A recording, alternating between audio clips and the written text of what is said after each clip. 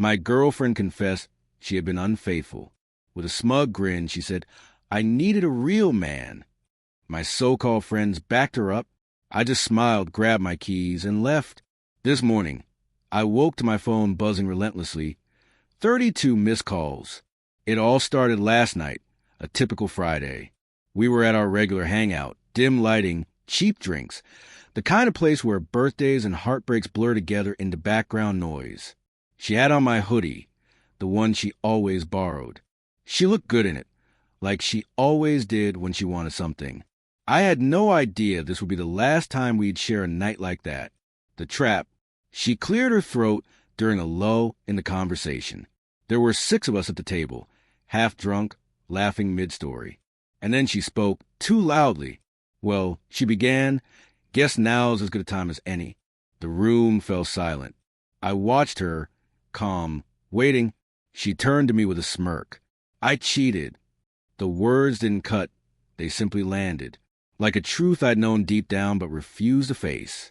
And honestly, she added, I needed a real man, not someone stuck in tech support, spending weekends tinkering with a car that still won't start. Then came the laughter, their laughter. My friends weren't surprised. They already knew. Not one of them stood by me. Ben, the one I considered a brother, raised his glass toward her. Damn girl, that's savage. But honest. I respect it. Maya whispered something about how we'd all seen this coming. Even Chris, the guy who once crashed on my couch, gave me that look. The one that says, take the loss, walk away. So I did. I didn't shout. I didn't demand answers.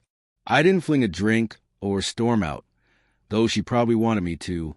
Instead, I simply looked at her, really looked at her, and saw it.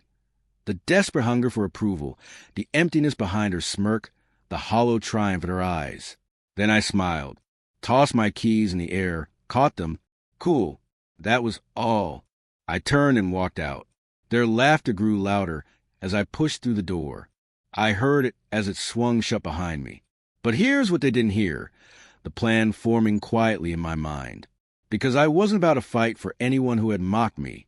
No, I was going to become someone none of them could overlook. Someone she'd never be able to touch again. I'd first met Emma 3 years ago in a coffee shop near campus. She was reading The Bell Jar, black nail polish chipped, a worn ring on her thumb. I asked about the book. She looked up and said, only depressed people read this in public. Then smiled. That was it. We clicked instantly. Late night drives. Dumb inside jokes. Falling asleep with her head on my chest like it was the safest place on earth. She used to tell me, you're my peace. And I believed her. The good times. She brought me lunch when I worked late. Called me her anchor. The one who kept her steady when life felt overwhelming. When I was restoring that beat-up 92 Civic in the garage, she'd sit nearby, hand me tools, play music. We weren't wealthy. We weren't flashy. But we were solid. Or so I thought. The shift came slowly. She started going out more. Girls' nights became don't wait up texts. She stopped joining me in the garage. Rolled her eyes whenever I talked about building my own IT consulting business. You're always chasing things that take too long, she said once. I didn't argue. I figured she was stressed, burned out. But the truth was uglier. She was already seeking someone else. Faster, louder, more exciting. That someone turned out to be Caleb, a bartender with abs and the personality of a damp sponge. The friends shift. Ben started spending more time with her than with me. Chris refused to choose sides. Even Maya, who'd once sobbed on my shoulder after a breakup, disappeared without a word. That night at the bar, I didn't just lose a girlfriend. I lost an entire circle of people I once called friends. And yet, something within me snapped into place. Not anger, not sadness, clarity. They hadn't turned their backs on me because I was weak. They did it because I had been silent. And they mistook that silence for inaction. They were wrong. The first night after it all ended, I didn't sleep a wink. I lay there, eyes on the ceiling, replaying every moment from that scene at the bar. Her smug grin, Ben's laugh, the way they looked at me like I was above a joke I didn't get. The next morning, I checked my phone. No apologies, no missed calls, just one group message. Chris, hey man, no hard feelings, right? Let's all be adults about this. Adults? Like laughing in my face while my girlfriend torched our relationship in front of the very people I used to trust. I shut it all off. I deactivated my social accounts, blocked them, deleted old photos, erased her number, though not the memory. Then I stood in front of the mirror, not seeking pity, but taking stock. Because if they saw someone they could cast aside, it was time I built someone impossible to overlook. The plan. I started small. Reached out to an old professor who once told me I had CEO potential. Enrolled in night classes for cybersecurity. Set my alarm for 5 a.m. and ran every single day, even when my body begged me not to. I cleaned up my diet, trained harder, read more, and most importantly, I worked 12-hour days, sometimes more, consulting, freelancing, repairing networks for local businesses. I said yes to every opportunity while they drank, posted, and treated betrayal like a personality. I was constructing a version of myself they wouldn't even recognize. No one knew where I was or what I was doing. Not Ben, not Maya, not Chris, and certainly not Emma. She never reached out, never apologized. Too busy posting softly lit selfies with Caleb, accompanied by captions like, "Love always wins." Cute. We'd see how long that love would last once the money ran out. The excitement faded, and the man they thought they left behind had already sprinted 10 steps ahead. Month 2. No texts, no DMs. No pieces of my old life remained. Just calendars, routines, silence. And I loved every second of it. Work took off. One freelance job turned into a small contract, which turned into a referral, which turned into a long-term client. Before long, I was earning more in a month than I used to make in half a year. I registered an LLC, built a clean, minimalist website. Soon, companies that had once ignored my job applications were now messaging me directly, all without a single post, all without announcing anything to anyone, because the most rewarding growth is the kind no one sees until it's complete. The physical transformation. I dropped 18 pounds, cut carbs, ran 6 days a week, lifted heavy, cleared up my skin, got a proper haircut. Confidence didn't come from praise. It came from discipline. I started dressing better. Not to impress anyone, but because I finally respected myself enough to look the part. One night, I caught my reflection in a store window. I stopped and stared. Would she even know me now? Didn't matter. This version of me wouldn't tolerate her for 5 minutes. The ripple effect. I wasn't posting, but others were. I began appearing in tag photos, client launches, networking events, charity runs. Some of Emma's friends still followed those circles. And soon, my phone began lighting up again. Maya.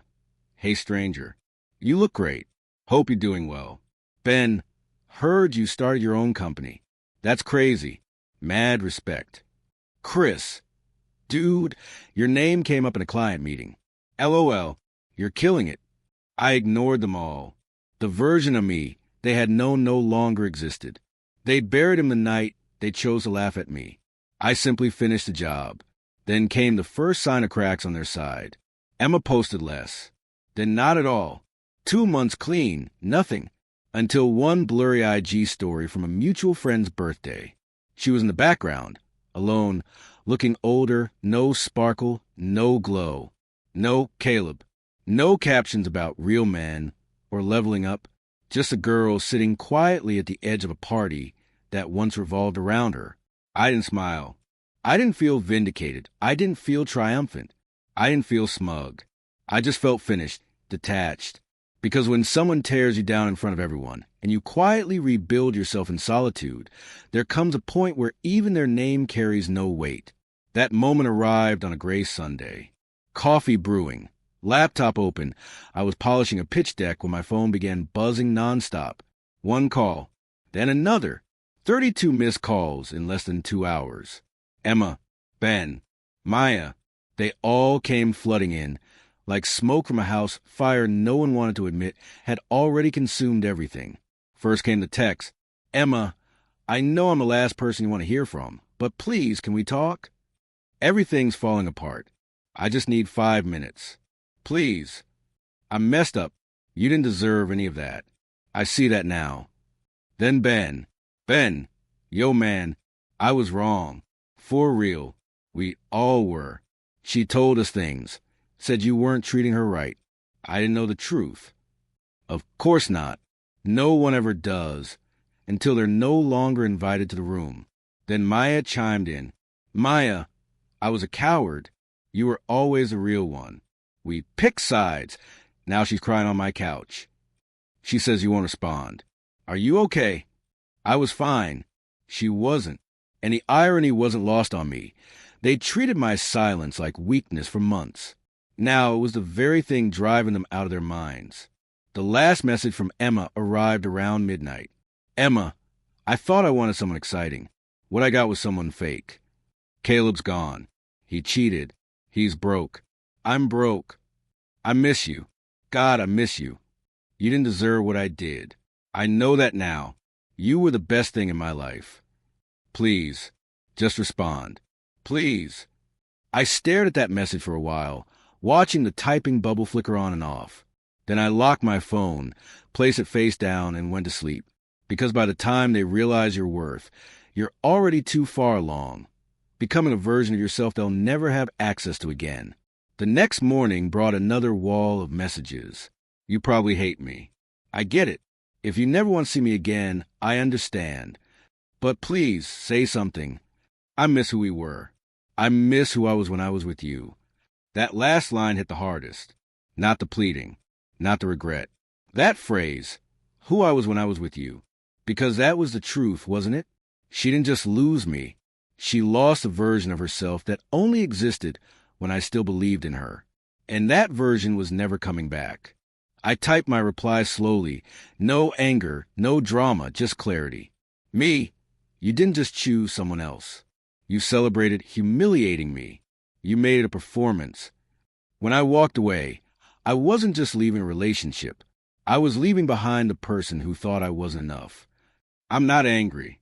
I'm not bitter. I'm just finished. Take care of yourself."